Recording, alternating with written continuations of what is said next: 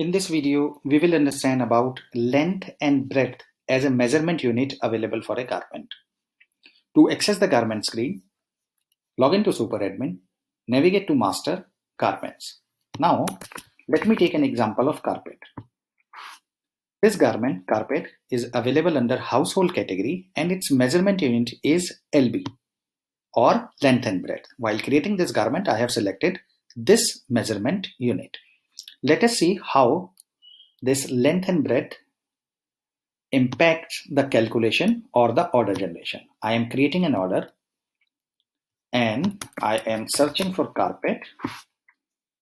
Once I select the carpet, it automatically opens a dialog box where I can specify length, breadth, and price per square feet.